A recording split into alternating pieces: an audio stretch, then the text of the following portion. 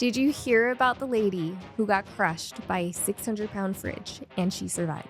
Oh my God, what was her husband's name? She doesn't have a husband. She's a single mom. No, I was saying the 600. It was a bad joke. I'm sorry. So the story goes. Go. Fridge is in the garage, so it's an extra fridge. Okay. And something about one of the kids was playing around it or something, and she went to go like she saw it. Something was off. Yeah. So she went over to help her child. Yeah. And then the fridge fell on her. Oh my God. Trapped her. She couldn't get out from under the fridge. Yeah. The only thing that saved her was she remembered she had her cell phone in her pocket and she pulled it out and called 911. She survived. She's actually a comedian. She has a podcast. Oh, shout out to her. Comedian Laura Clary. That she was crushed by a 600-pound fridge. You know what's sick about that? What? Is that since it was at her house and she already bought the fridge and all that, that's one of those injuries where you can't sue anybody. No. Well, also, she didn't have the fridge anchored. Well, at least if it fell, then it wasn't anchored properly. A 600-pound fridge and you don't have that thing anchored properly, that's danger. That is super dangerous. Listen, when you guys want to be Mr. Handyman at home or Mrs. Handyman, just don't. It's 2026. Let's be realistic with each other. None of us are handy people. Can I tell everybody what I did right before coming here? Yeah, please tell everybody. Our other shelf? Yeah. I was loading it into the car all alone and I dropped it and it cracked in half. No, see, that's dangerous. It's just in half. It's too big for you to carry. It's that cheap IKEA furniture just cracked. Can I circle back to something though? You said the lady was a comedian, correct? Yeah. Did you catch the Kevin Hart roast? No, but I have heard a little bit of comments about it. Okay. Yes. There's been a little controversy.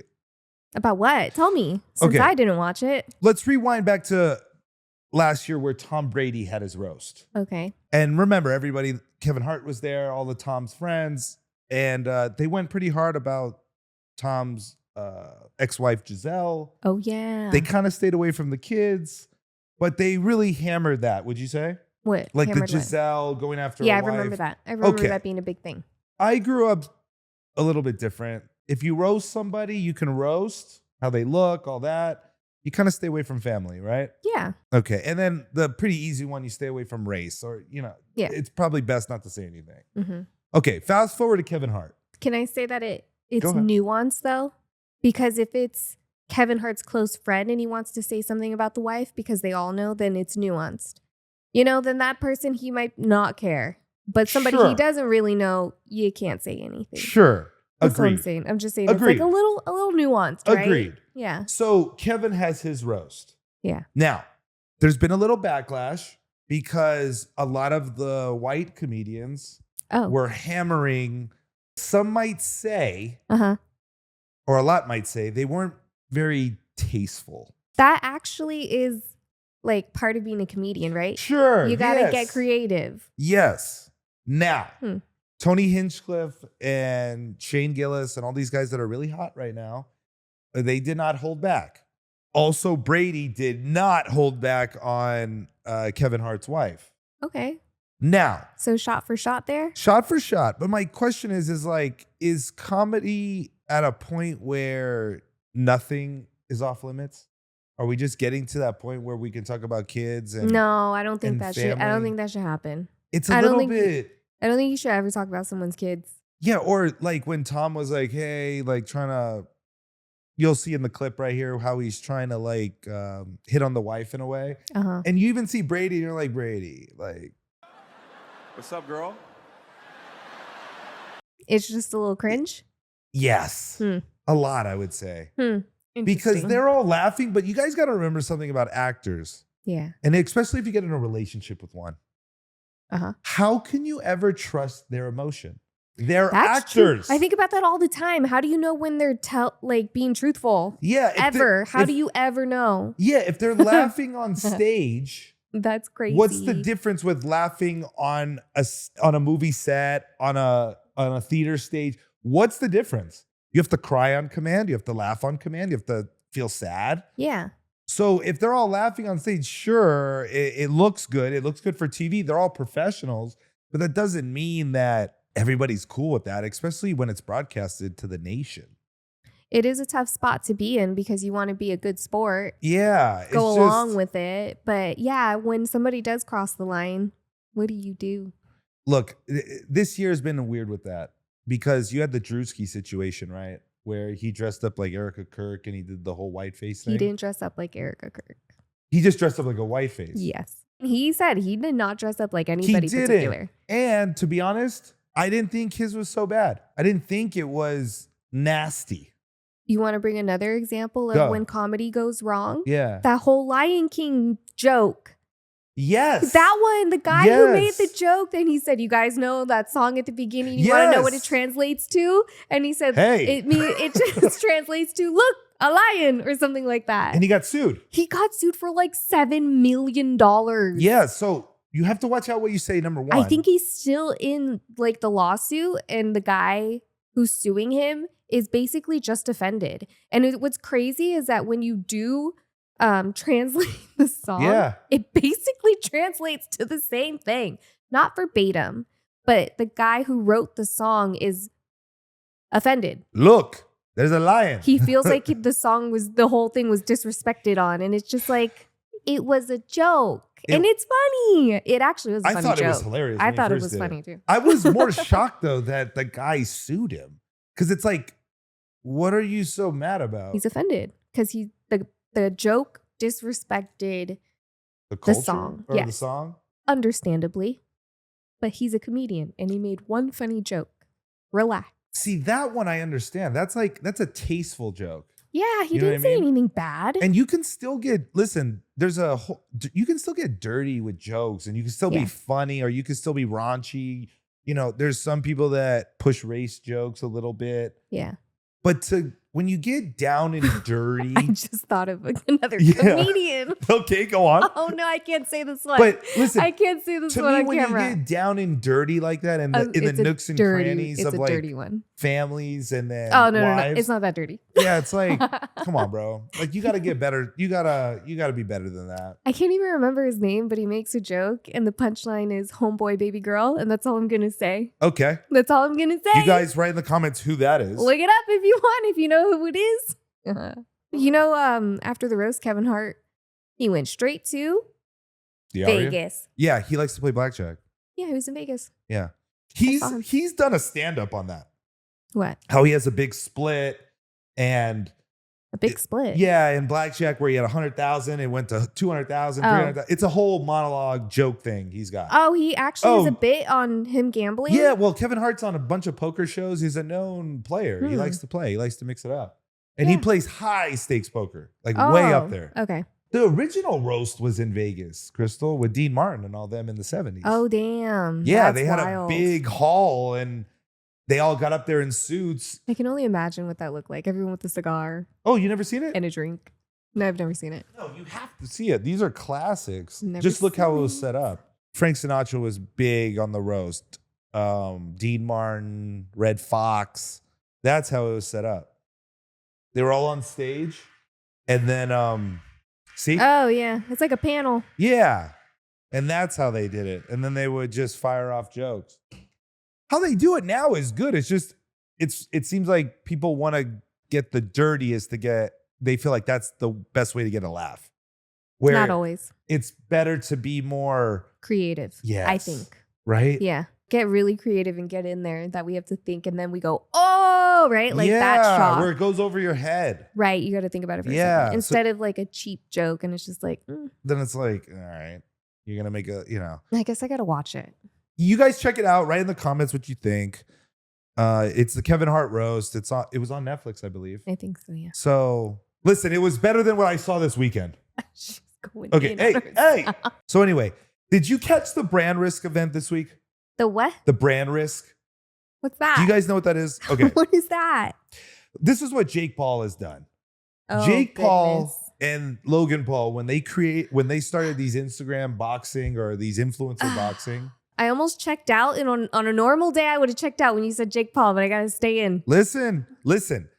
So fast forward to today. Yeah. Now, Aiden Ross, who's a big time streamer amongst the kids. Yeah. He has his own boxing league. Like a company? Boxing and UFC. Yeah, it's called Brand Risk. He's the leader, like Dana White-esque. Dana is on board. He was at the event.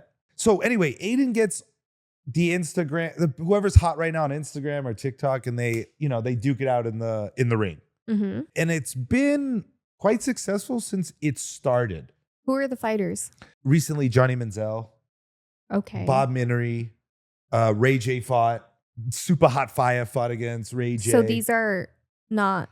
You get a mixture of like athletes that are a little bit past their prime, athletes that didn't get the shot at the big level, and they want to get paid a little bit because they're all getting paid.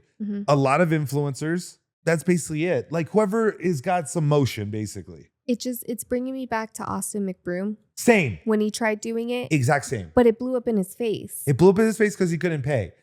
So what is the difference here? Aiden Ross, it seems like Aiden Ross's backers are richer than... I don't know if McBroom had backers. Exactly. I think he raised the money on his own. Exactly. It seems like whoever's behind Aiden has got some serious stacks, whether it's a gambling company, whoever it may be. Whenever you have secondary leagues, you never know if anybody that's in that sport, the big dog might just say, similar to the NBA, like, hey, we'll pay for the G League. Hey, we'll pay for the WNBA because you know what? Let's just funnel people in. Right. So you never know in that situation. Let me tell you my beef.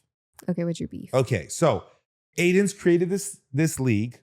Great. They're boxing. People are winning. People are losing. People are getting paid. Awesome. Okay. So once that starts happening and you get a bunch of viewers, what's almost 100% next going to happen? Gambling. Yeah. So now when Krystal... Okay. Like you would be an option once we get bigger. They'll call and they'll say, hey, can Krystal fight Wendy Ortiz or whoever's out there? Me and Wendy? Yeah. They'll say that, right? We wouldn't hit each other. We just go up there and talk. You just do. Yeah. Just like, yeah, shout out to Wendy. So once that starts happening, they start putting odds. They'll put Krystal's minus 300 and Wendy's plus 200. On what platform are we betting on? Any of the overseas are offering this. All right. Yeah, such as probably stake.com, Roobet, all those people, right? Which is fine. That stuff's cool. People are gambling. Listen, people gamble it's the new time. way. Yeah. Did you guys watch the Ray J fight? I just know right now he's in the hospital. Yes. I think he's in the hospital right now. The last thing I saw. Ray J got knocked the F out. And you guys will see it right about here. And in the press conference, he was a little bit cocky, right? Which is great. Sells the fight. How long did the fight go on? Ooh, I think he got knocked out in the first or second round. It was pretty bad. Oh, goodness. Oh, Alvarado, he gets popped, oh, right? No. And the guy super hot fire is like this little funny meme Instagram TikTok guy. It's kind of funny. Where'd he get him? Head? Right in the temple? face. Here, jaw? You should see it. He looks so annoyed. Look at how big he is. He is big. I thought he was having health problems. Well, keep your eye on it. That's what I thought too. That's why I'm like, keep why your is he eye on fighting? It, Alvarado. Right. Bang. Oh, he's sleeping. It was the temple. Okay. So that happened. You guys saw that knockout. Crazy. Did you guys catch the interview in the ring after? I saw it. And for those who didn't see it, yeah, let's talk about it. Let's dissect, right? Because it was a little, what does he mean by that? To me, it was a very fine line. And I hope everybody's just looking too much into it. Yeah. Because you never want to see stuff like this happen. No. But when you guys watch the ending of the boxing match and they, Ben Dadon goes in the ring, interviews everybody, he did a great job. Ray J is looking at Super Hot Fire and basically saying, hey, you messed up our money. And then that comment got cut off really quick. So you're like, that's an odd comment. Yeah, why did he say that? And then Ray J goes, man, we took an L tonight, but kept staring at Super Hot Fire, not his team. We took an L tonight. So you're like, what do you mean by that? And when have you guys ever seen a boxing match or a UFC fight and somebody mentions money? I mean, they'll talk a lot of shit. Like, yeah, so you have to. But not like that. That's an odd thing. And you're wondering, you're like, is there some funny business going on in the gambling sector here? Or what's happening? Because I'm feeling a little dicey if I bet on this, right? Yeah. This is just us, thinking, theorizing, so I thought conspiring. About it. So I thought about it because I had a friend. Allegedly. And he kind of was like, people do that. I was like, no, they don't do that. Athletes don't do that. You know why? Because there's a huge difference. The brand risk guys are doing this because they want a quick payday. Yeah. They don't live boxing. Boxing is a poor man's sport. They want to get out of the hell they were brought up in. Yeah. Look at Terrence Crawford in Nebraska. Go check out where he lived. Go look at Floyd Mayweather. Go look at Gervonta Davis coming out of Baltimore. Oh yeah. These guys, boxing is not a sport to laugh at. It's a brutal. And when I say boxing, I'm saying boxing and UFC. These guys come from the slums, from the gutter, to get out of the hell just to make a payday. Now you have Instagram influencers doing it, and they like the sport. They don't live the sport. It's not them. They don't represent their family. They're just trying to get in there. And my guess is scoop 25,000, 50,000. Well, Reggie's an entertainer, right? So exactly. He's there for the... Yeah. He's looking at it with that lens. He's an entertainer. Yeah. So whatever commission there is, they need to figure something out, because the boxing and the brand risk and the influencer boxing, or whatever you guys want to call it, it's going to be around. But you need to get some rules. You can't just have people allegedly, possibly throwing fights and people gambling on it. That needs to be taken care of. Yeah, when you watch the clip, that's basically what it looks like. He's insinuating that they had a deal before the fight, or the way he said it made it seem like they talked on the about low it the night before. Yeah, and that's got to stop. You can't. Yeah, you can't do that. And the one that's got to stop it and has got to be worried is Aiden Ross. You better get on it. You got to cut that, and you got to, anybody that starts doing that stuff, you got to cut them. Just like they cut Sorsby, the NCAA. Oh, that's right. They came back with the decision. They cut that. They said no, and we called that. The NCAA has a predicament here. If they let it slide, you're basically saying, hey, if you get caught gambling, we'll let it slide the first time. And that's a problem. Yeah. So the NCAA in their meeting room, they were like, yo, we got to get on this now, or else people are going to think they can do this. And then there's going to be guys that take shots at games. And it's going to snowball. Yeah. It's going to snowball. If people keep letting it slide, then you're just going to keep letting it happen. Gambling is not supposed to be like that. It's supposed to be, you make a bet, it's legit, you win or lose. Yeah. It's not supposed to have that connection, or that element of being cheated. Yes. That's very bad. No. Yeah. So listen, the brand risk event, like I said, it's funny. That's the drama. That's the drama of it. We'll see how it plays out. This is the second time, though, something like this happened. When Blueface fought the last brand risk, there was a little bit of a weird storyline of a gambling storyline, I should say. Another one? Yeah, allegedly.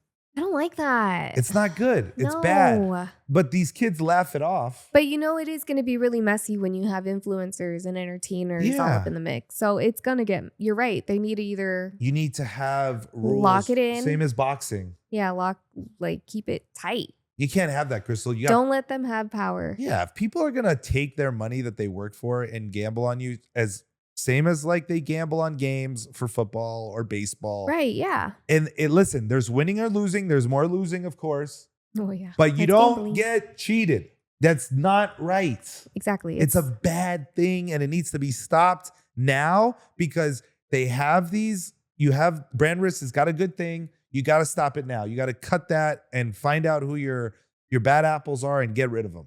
It's getting more... The gray area is getting more gray. Exactly. It used to be very separate. Yes. Extremely separate. Yes. Like nobody in the athletic world ever talked about gambling, right? Because then you can't even go into the Hall of Fame if you were caught gambling, right? Like it was a big deal. Yes. And now the gray area. Now it's funny because some people are allowed, some people aren't, but they're on the gambling ads. And that's what it is.